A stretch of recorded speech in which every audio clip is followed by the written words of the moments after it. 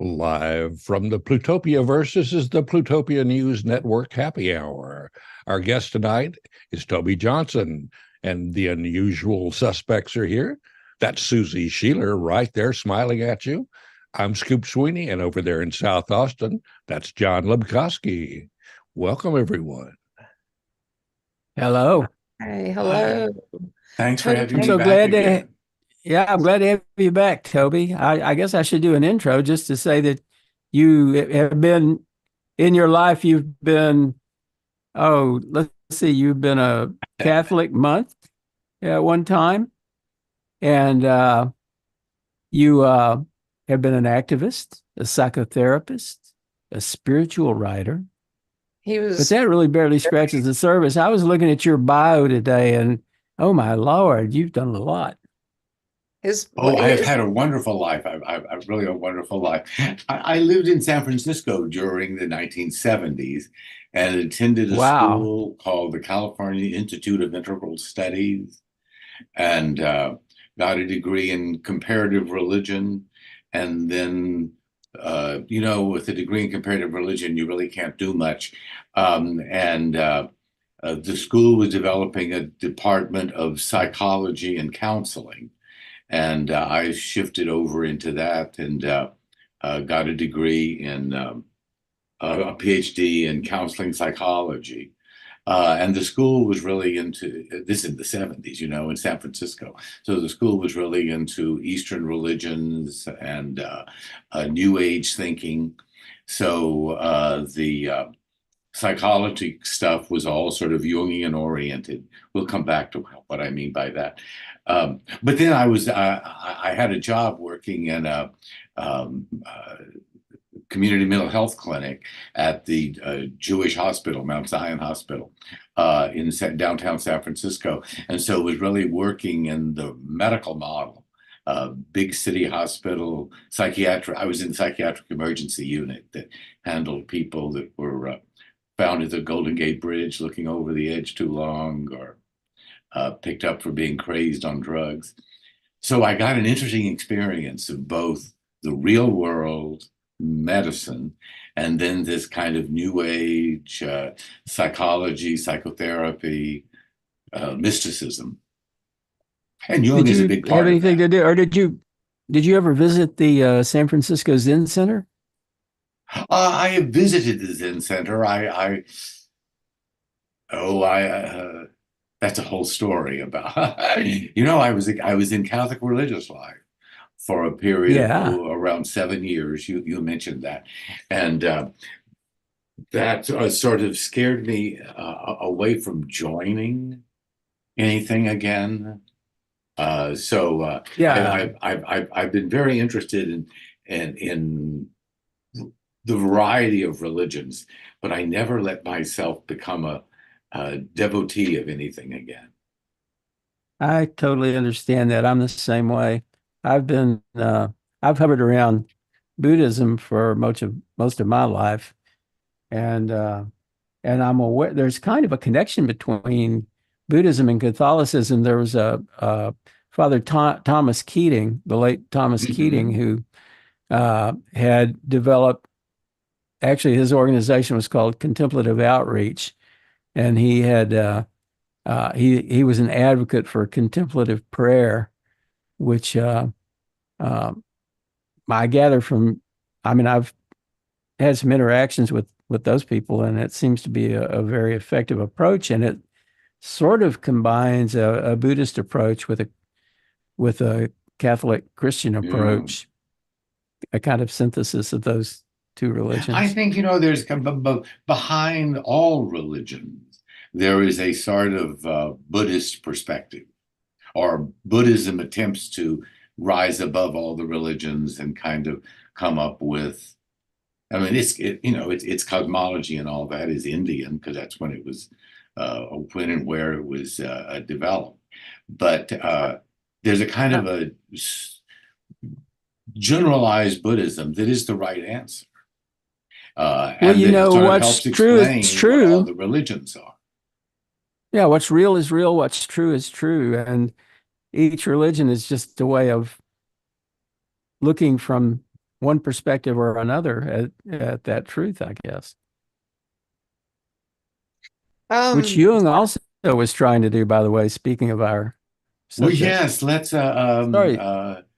Yeah, he got into myth and religion, and that's pretty much how he separated from Freud, right? I mean, that was the kind of the big divergence there would have been that Freud decided to kind of go medicinal and just think of the mind that way. And also Jung tried to psychoanalyze him, and he didn't like that. Well, yes, you know that the real breakup. I understand. I wasn't there, you know, but was a personal thing that Wow. Jung wanted Freud to tell him about his dreams, This and is, it's Freud did so, not like the idea of the student how asking the teacher. ironic. That is really the irony. Oh my Lord. Couldn't even see that in himself, not self-aware enough to see that. Well, yes, and that's the shadow. We started with that image of the shadow, didn't we? Yeah. And well, let's get back to that. But you know, that's one of Right. the big Jungian ideas. There's this Mhm. whole side of yourself you don't see, and you don't want other And that, people to see, and everybody can see it except you. right. And then like when you see someone or meet someone and you just have an immediately like dislike for them, or when you first meet them and you have that, oh, I can't stand this person. Generally, I have recognized that it's because everything that person does and says is what I do and say. And it's like, it's one of those parts of me that I wish I could stop. And it's embarrassing to see it in someone else and know that Yes, I isn't that interesting? Well, you know, oh, just to put Jung in context, you know, Jung, as you said, Jung was a associate of Freud. He was going to be Freud's younger protege, and then they broke off, so went different directions. Freud was more of a scientist and a doctor.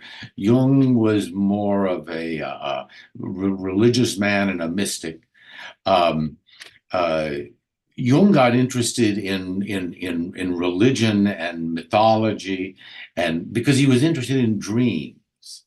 You Right. know, as psychoanalysis was first starting, it was the big ideas were hypnotism and helping people remember things by hypnotizing them, and helping people to understand their emotional upbringing by looking at their dreams.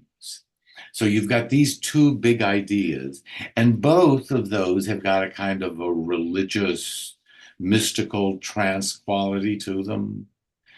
In the hypnosis, you're going down deep inside your mind like meditation.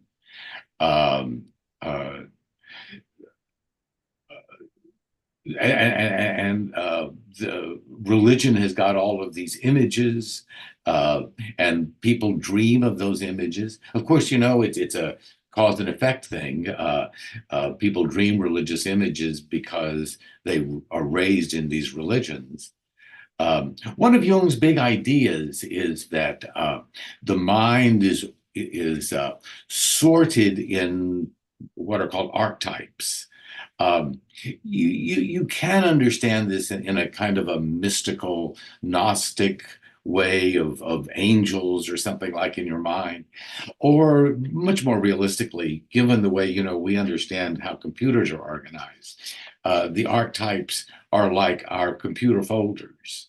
Um, your experiences of yourself, when you think about yourself, those are kept in a little section in your mind called ego.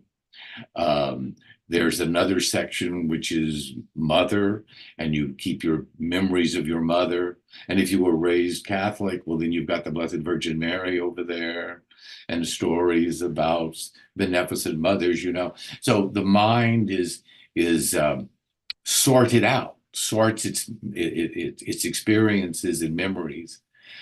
So And those sound like personal archetypes, but they kind of also transcend that, right? I mean, the mother that I think of as my archetype would, there's also, I guess this is where gender may come into it, and we might have to come back to this later, but the gender roles, maybe when you think of, I think everybody has in America has an idea of what the ideal mother was or is, and it may be dated. It may be a whole different kind now, which would be fascinating to me because I didn't know that archetypes could evolve. Oh, well, of course, that's the history of religions, isn't it? Is all of these patterns changing, and they're changing in relation to time. They're also changing in relation to us as we age, I guess, aren't they? Yeah. The arc, the content in my mind is different for me now at 78 than it was when I was living in San Francisco at 30. Definitely. In the hippie new age. So Oh, do so you want to continue? yeah, can I keep going about Jung just a little bit more? Yeah, So there was a religious quality to him, and you can either hear that as him trying to make psychology about religion, or as a student of religion, he studied religions around the world, and especially the religions in Europe. You know, there's Christianity is the main religion, but there's also the Arthurian legends and the Germanic legends and alchemy as a kind of a mysticism. And so there's a lot going on just within Europe. Anybody who studies religions kind of begins to notice similarities between them, patterns, symbols that seem to be in all of them. So you begin to be able to look at religion from over and above, which isn't to deny the religions particularly, but to place them in this larger context of being part of the way the mind works. I mean, religion obviously is about the mind. God exists as an idea in the mind. You don't find gods and angels, you know, on Mount. So they used to think you did find them on mountaintops. right. Well, we yeah, understand that was really about what was going on in the mind. right. I always thought that the guy, was it John the Baptist who saw the burning bush? I always thought he had eaten some ergot and was just totally hallucinating that bush. I really did. Okay, so you had also talked about something, I guess it's actually Abraham, by the way. Abraham. Oh, was it Abraham? Damn. Okay, I'm sorry.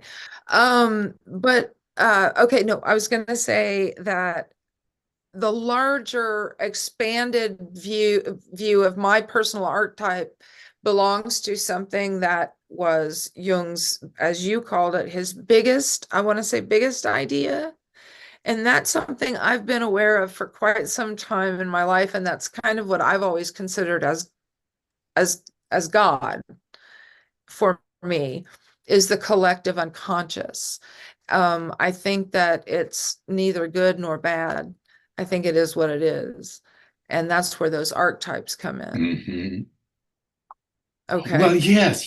You know, again, the collective unconscious is either one can imagine as some sort of a collective mind, really, that is a you know, but there's one of these ideas in modern ecology, the Gaia hypothesis, that you can understand the planet Earth, functioning like a living organism, with homeostasis and making adjustments and fixing things up to keep going.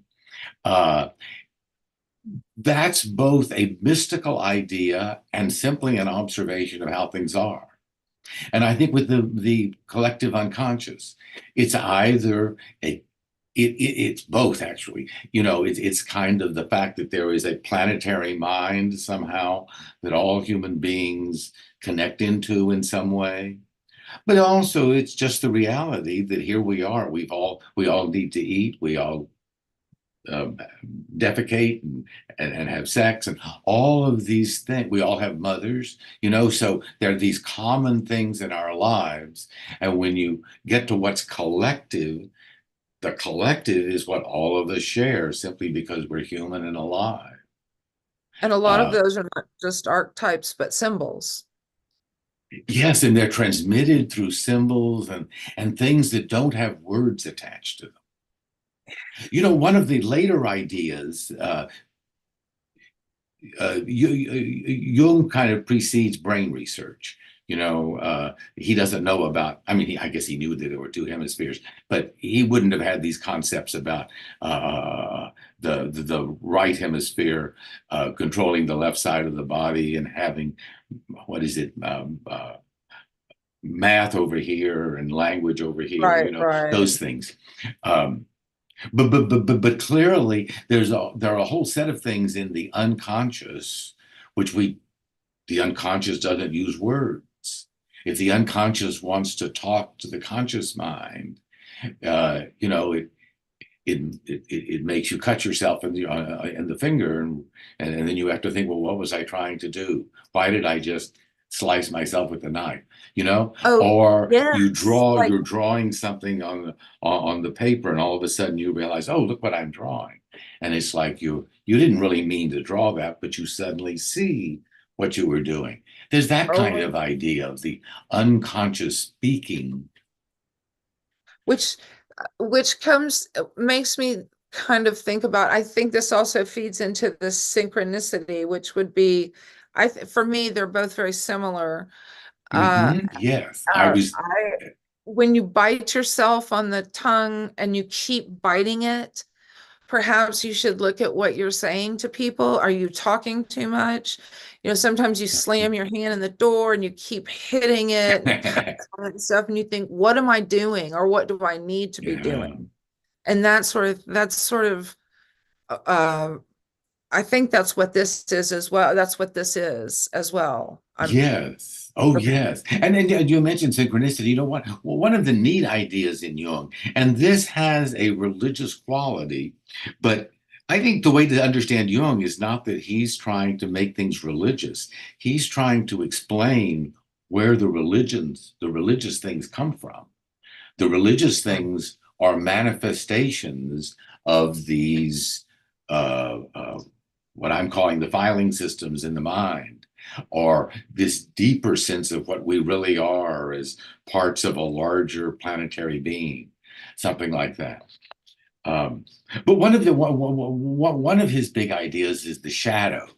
There is this idea that there's a side of, we talked about this a minute ago, there's a side of us that we don't want other people to know about.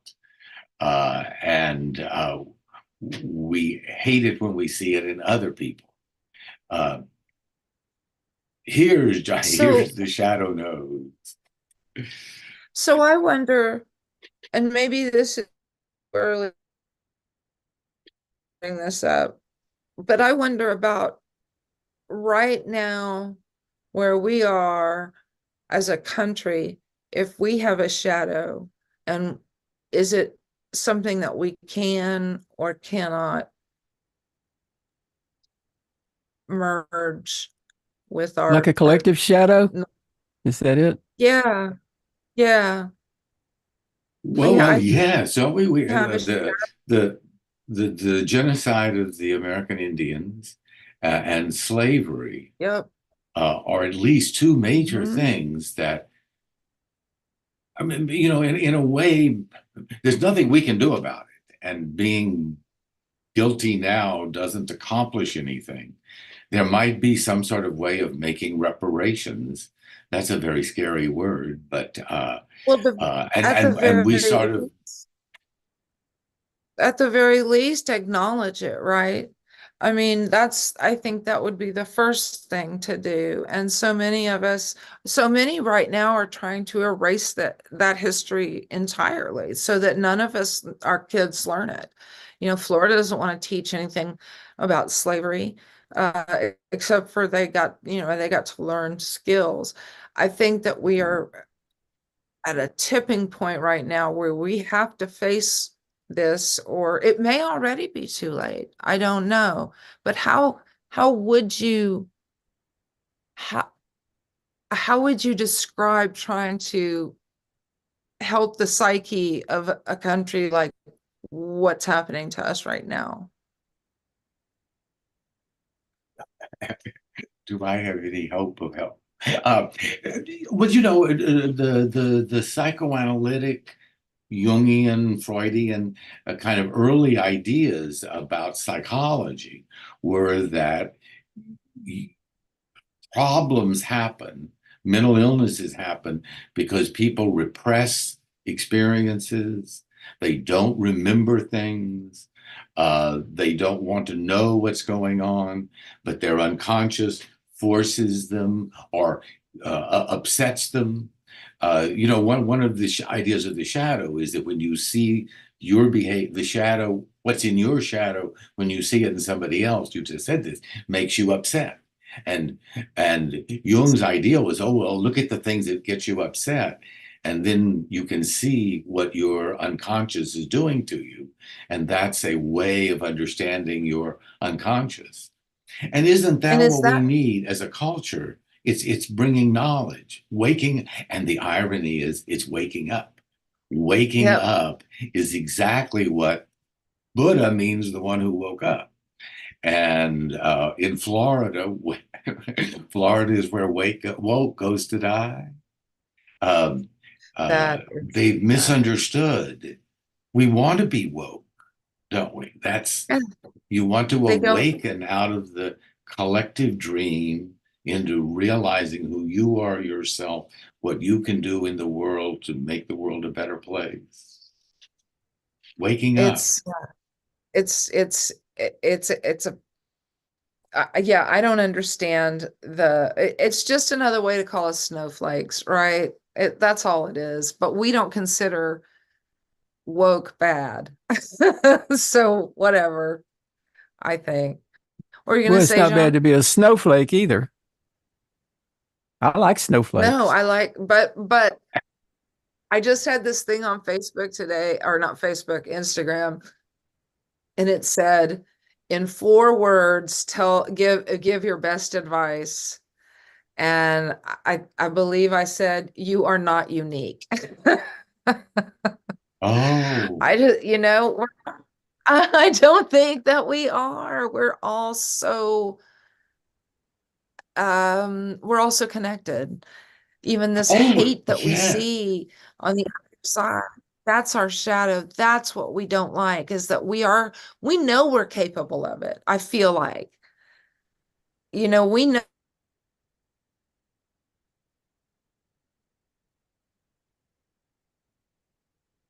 She's frozen for a is moment. to Isn't see that. There we So go. that's If There. kind of that what that person, idea of the go collective ahead. unconscious is, that we share so much. All people are really just, you know, we're all with only a few degrees of separation of knowing each other all over the world.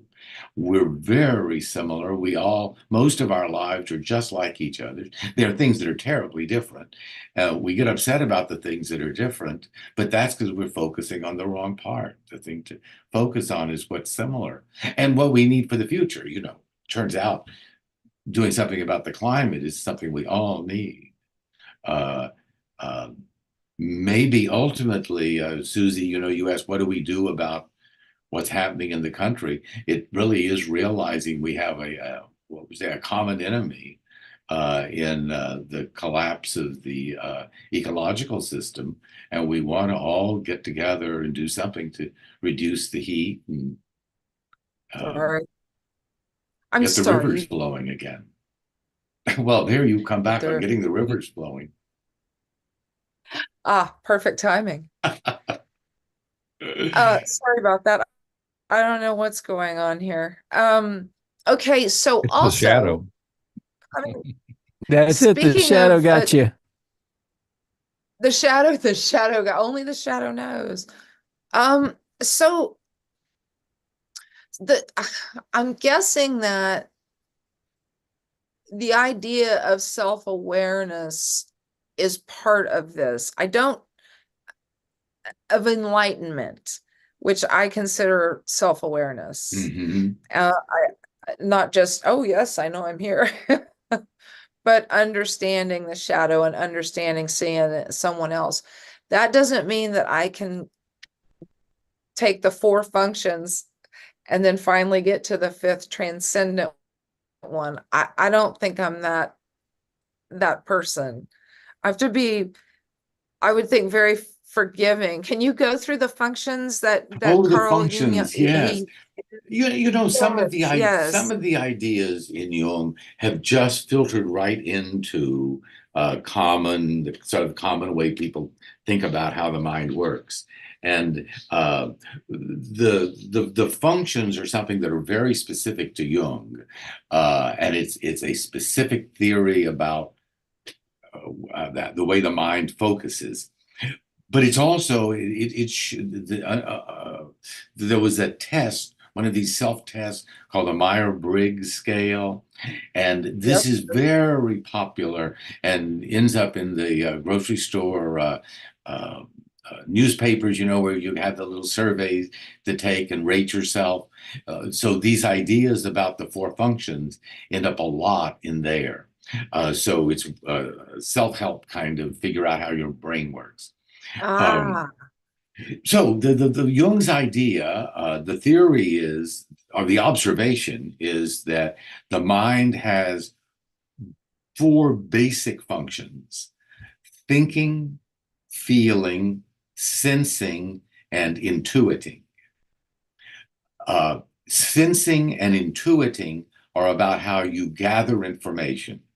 You either, you know, a scientist or an engineer is very oriented around his or her senses, and so measures things through the senses and learns by observation and seeing.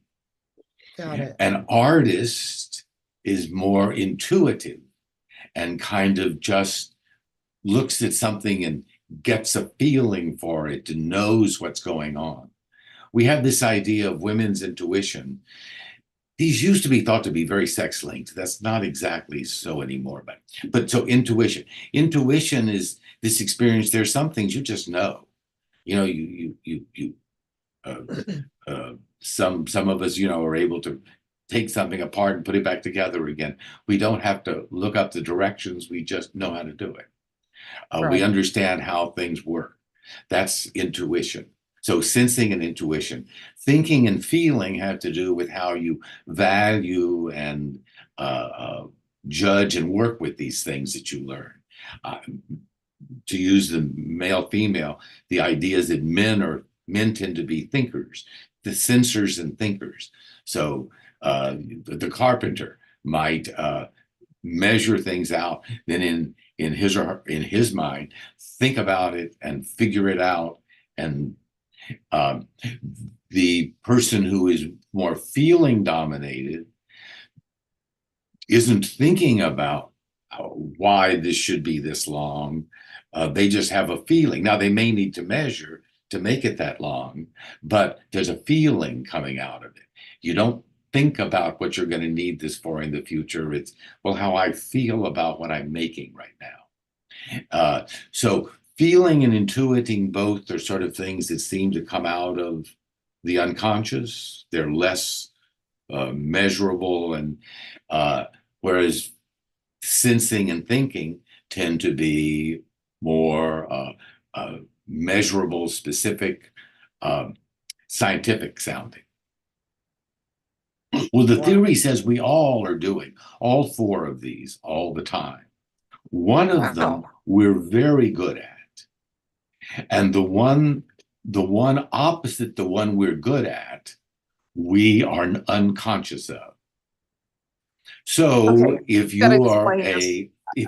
a thinking type and your main thing is thinking, then you don't have much consciousness of feelings.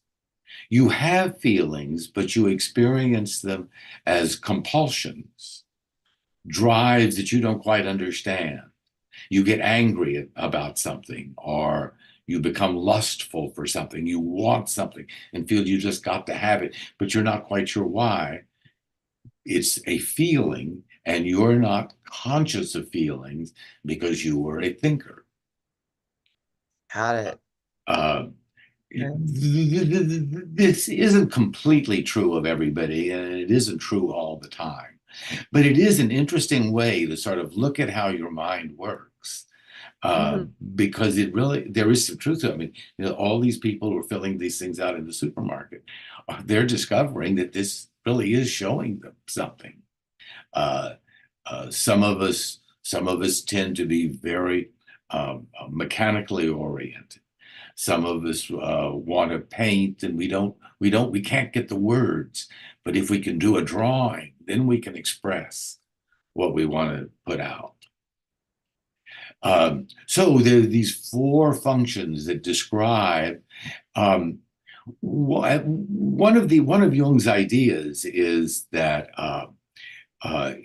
the it isn't so much that your unconscious is oppositely sexed to you, but that the unconscious is symbolized, like in dreams, as a person of the opposite sex, because your unconscious is the opposite of your conscious mind.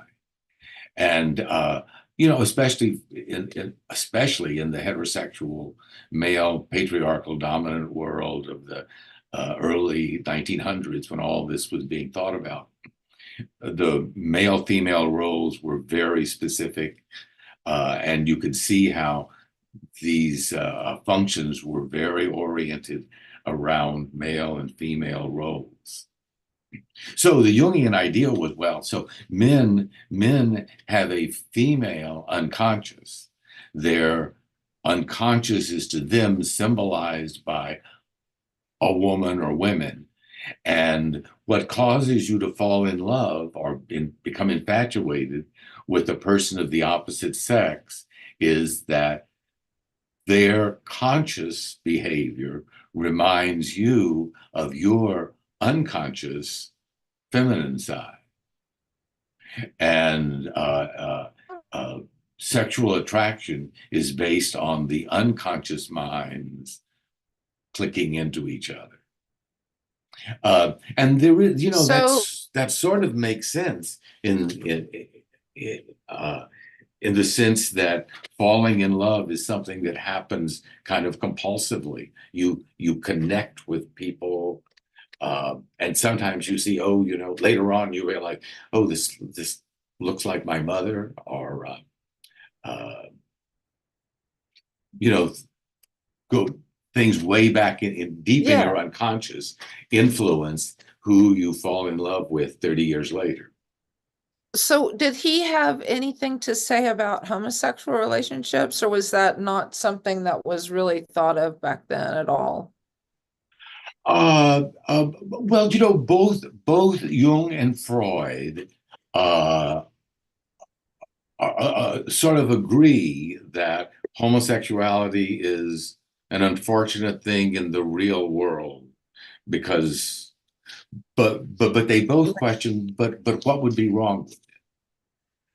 So did he think, Jung has a famous letter to the mother of a homosexual. I think I'm right that this is Jung, saying that, well, Adam was born both male and female because the female was extracted from his side. So to the extent that homosexuals are two-spirited, two-sexed, both sexes in one, then Adam was two sexes before he was divided.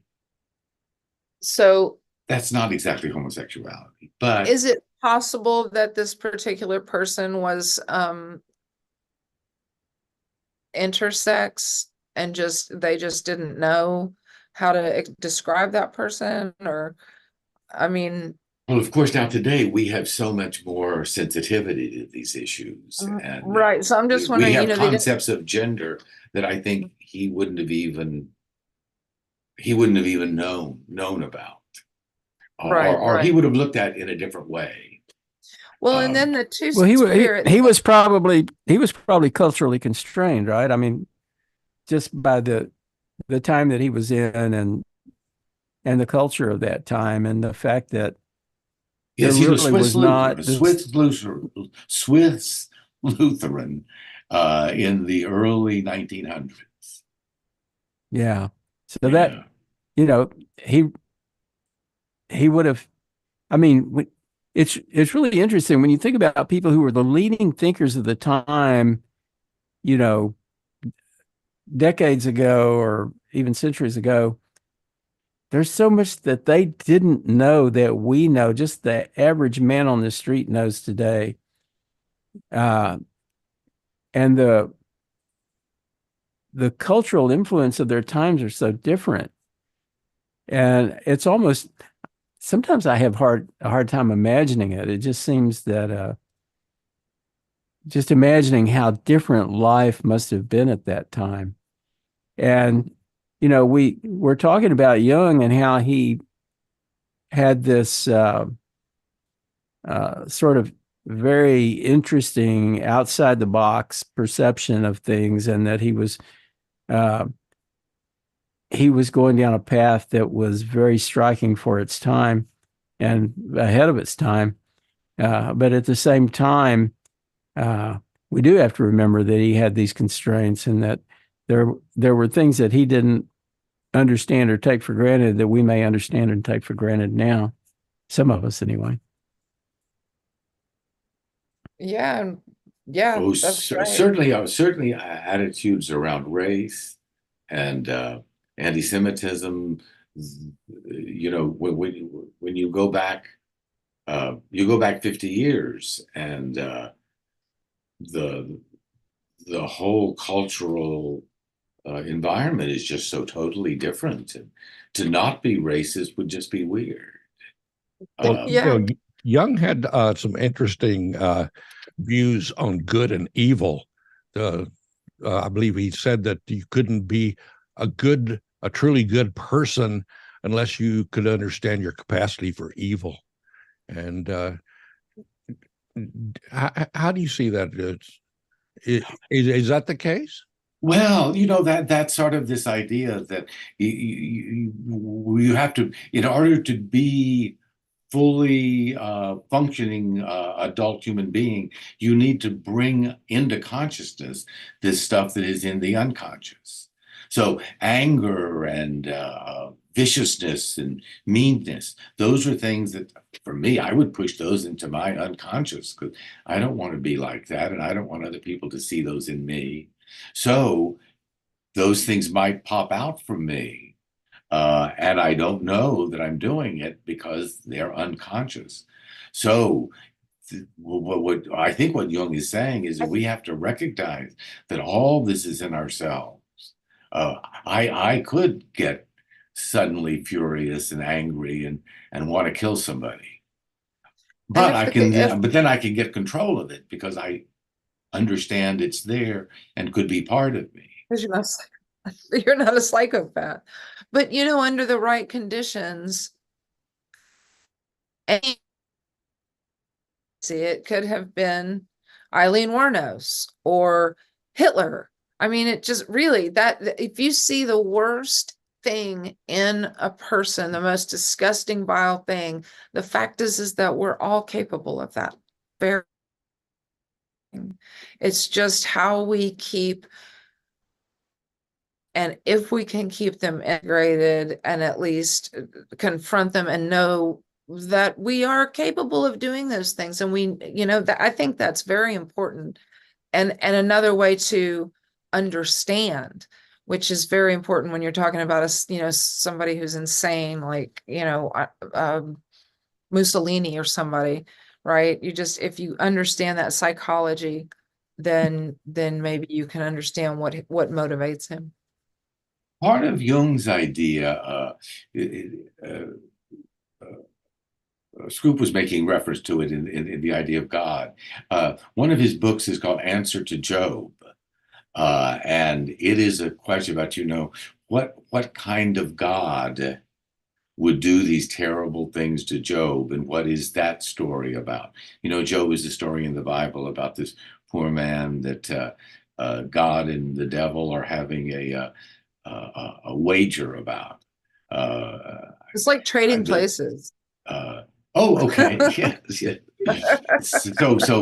So all these terribly bad things happen to Job, and the people come around, friends and preachers and stuff, and try to explain to him what he's doing wrong. And it all comes down to God saying, you just can't understand this.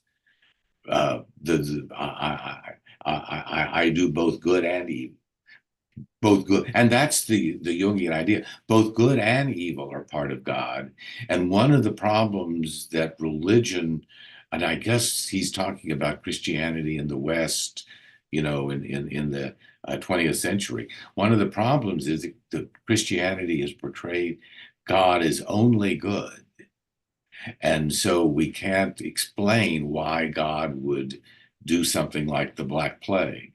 We have to come up with some other explanation. Now, the problem of God evil in the Black Plague is the problem of evil. Yeah. Yeah, you do that's a really good read. And I've asked that question like just legitimately to people before when something just horrible happens, like, somebody in your family gets sick or something, and you just say to yourself, how is there a God? This person has never done anything but be a good person and do what they're supposed to do, and now they are very, very sick and not likely to be around much longer. That I don't know how that doesn't shake faith from everyone. People who just pray harder. I can't understand that. I don't comprehend what that feeling is. And I don't know if that's a good or bad thing. Maybe I should have faith. That would probably make my life a lot easier, not to take anything away from that, but to just hand everything over and responsibility to something else and just say, it's not me, it was the devil, and I can confess, or, God gave me the ability to win this race, or anything like that. It just really takes away any kind of free will or autonomy, I guess. I think, from I want to go up to the comparative religions perspective and sort of look at what the function of God is in human life. But, God isn't some other person out there making decisions about us. That's a very childlike. And now, I think religion would kind of like us to stay at that childlike level. But as we mature and become more enlightened, as we become woke to the nature of God and religion, we see that God is our deepest self. Or our deepest self is participating in this larger being, which is planet Earth, and God is one of the symbols, metaphors that we use for the larger reality that we're part of. And it transcends the individual time that we live in. And we actually, science sort of suggests to us that we've discovered everything there is to know about the world now, and we're really, modern man has figured it all out. But the truth is, at every stage in history, they thought, oh, we just figured it all out. Now we know. And 20 or 30 years later, or 100 years later, or, it's all overthrown, and we didn't realize that's what was going on at all. Right. And all of our science is going to be, and I think our religion, our religion is one way of talking about the deeper mind, the deeper consciousness. uh, something shared, something collective. Yeah. That's the Yeah. neat thing in Jung. The neat thing in Jung is this collective idea. And his personal theories about well, I think the shadow is a very useful idea. The male female and anima animus mind stuff that might be dated. It's too sexual, too rigid sexual ideas. That we Right. have both male and female in us. That's maybe a really good idea. Yeah. Um, And some of the archetypes are too rock solid though I mean, they're just archetypes that aren't going to evolve because they are what they are, And so but I wonder how they will evolve. I feel like we're not teaching history. We're definitely not teaching this kind of stuff, unless you go on to the upper levels of schools. And not teaching history is quite scary to me because not recognizing types and patterns is not the best thing. So how do we get our young kids, involved in this kind of stuff? It's fascinating to me. And it was when I was a kid. I just was very into it. And I don't know how to share that with kids I meet today, millennials, Gen Z. They're very nihilistic. I totally get it. But at the same time, if you can't control what's going on around you, turn inward and work on that, clean that up. Certainly, one of the things you see on the internet is all this stuff about enlightenment and meditation and learning to go within. It's religion, kind of a blend of religion, a little Buddhism, a little self-help. The Eckhart I- Tolle stuff.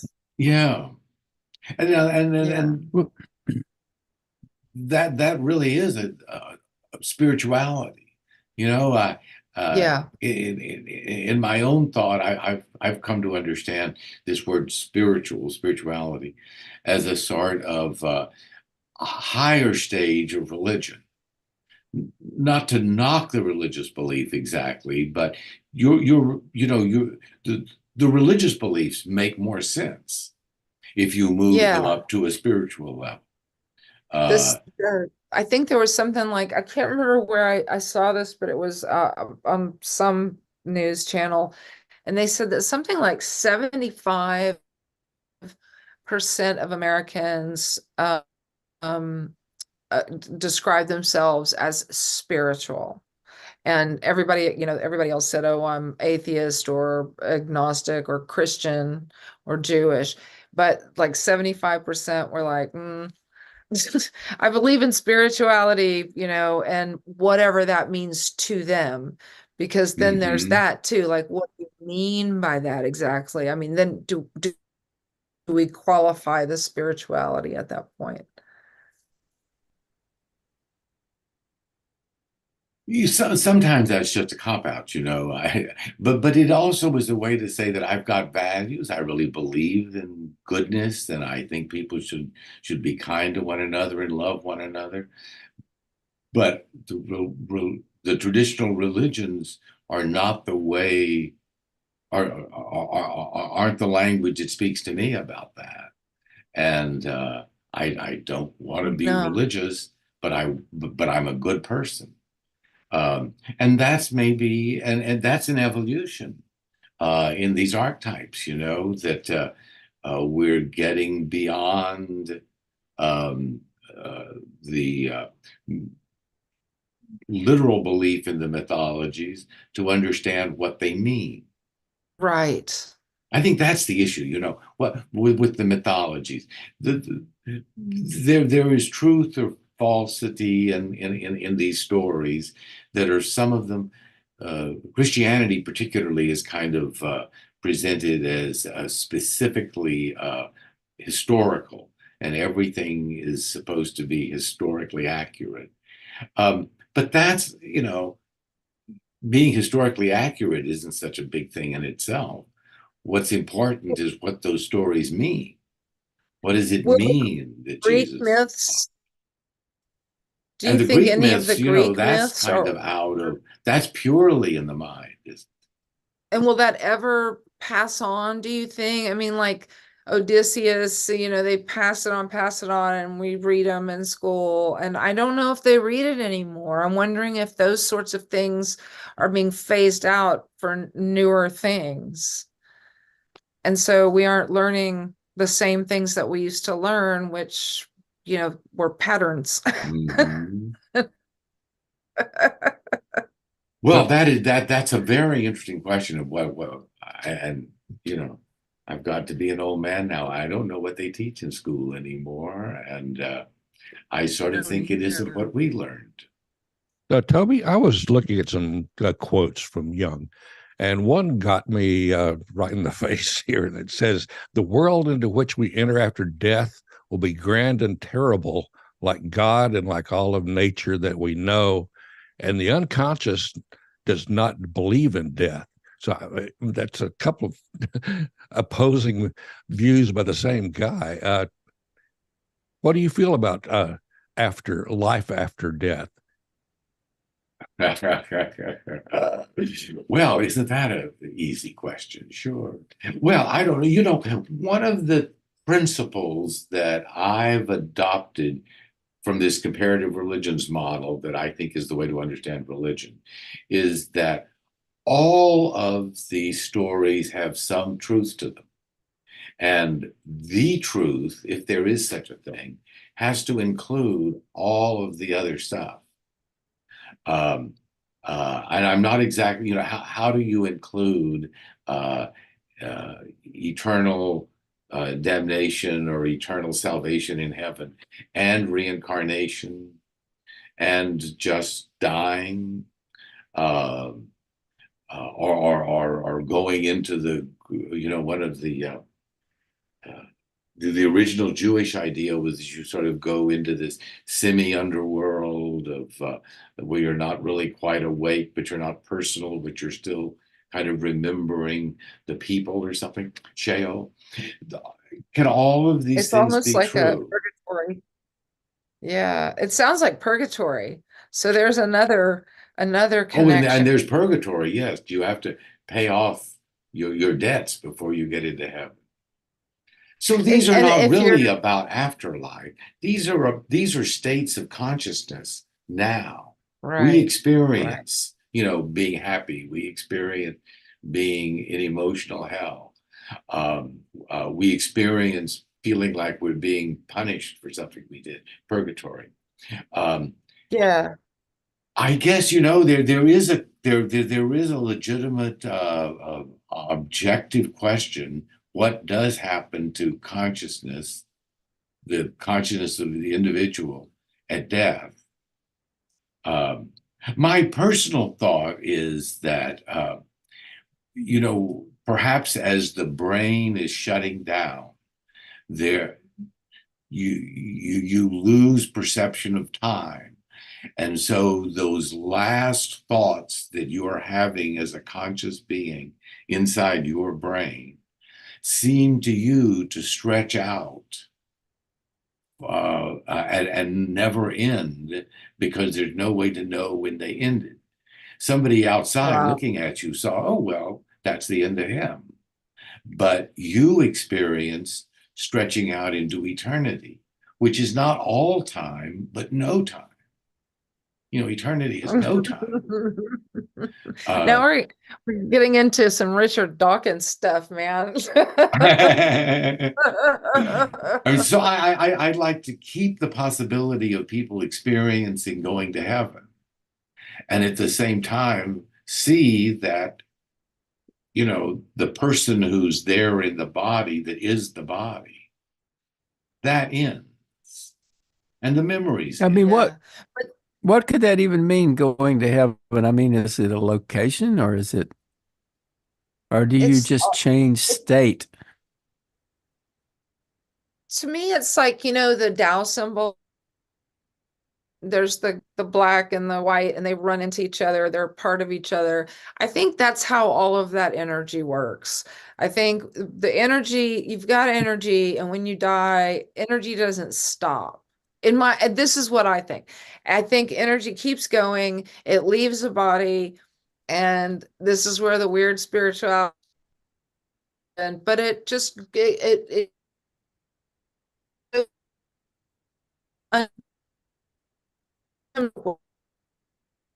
Oh, see, she's being sucked into the spirit world, isn't she? Through Yeah, you're fading away, Susie. all of the shadow part of you is You're the dark part. The other part is, I guess, the shadow. I don't know if y'all heard. Yeah, we lost a lot of what you were saying. Yeah, your internet connection appears Oh, to I was just be challenged. unstable. I'm sorry. I don't know what's going on. I saw AT&T out here today. But no, I was just saying with the Tao symbol, it seems that is a good representation to energy in your body. And it's part of the collective unconscious, which is not all good and it's not all bad. It just is. Contains And both sides. what happened, but right, and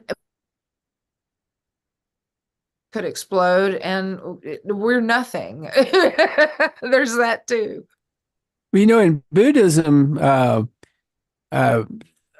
person like a, a fairly accomplished person, this is really mostly Tibetan Buddhism, I think, um, someone who's been working on themselves and they die, and maybe there's a tulku or something like that, and their memories uh, appear to migrate to children, and they have this whole thing where they find the reincarnation of a master who has migrated to this other body. At least his memories seem to be there, and the way that they test for that is that they show them things that used to belong to the guy or whatever, and they do a kind of assessment of whether it appears that the child has those memories, and there's a total belief there that something has migrated, but the child is who they are. They're not the person that they were before. So at the same time, they are sort of like the reincarnation of a past master, and at the same time, they are just who they are. And of course, they go in and they get the teachings, and they achieve some sort of mastery themselves, presumably. But it's not the sense that at the same time they are who they are, and they are also this other person, I guess. And there's a question: if this is a true thing, if this has really happened, what has actually migrated? The best way they have to do the assessment is by testing for memories, but what else has migrated? And I mean, I don't think there's a good answer for that. One of the difficulties in talking about these things that we're talking about is that so much of what we're talking about is invisible to us. It's like in the mind or in the head or whatever. And there's a question of what is that? What is consciousness? What is mind? We know that we are conscious, but we don't exactly know what that means or why that is that we're conscious.